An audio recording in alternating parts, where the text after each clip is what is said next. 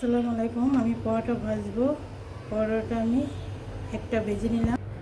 এখানে পরোটাটা আমি 3টা বানালাম। এটা আমি বেলে রেখে দিয়েছিলাম।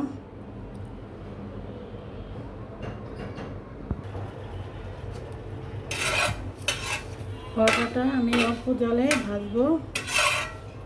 আটাটা না গরম পানি দিয়ে একটু কাই করে নিলে না ওই রুটিটা ভালো হয়।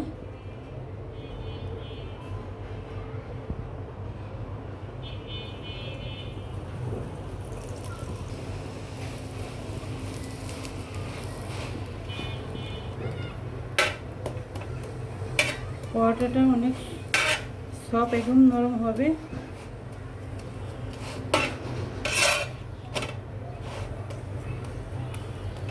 চাইলে এইভাবে আপনারা বানিয়ে খেতে পারেন।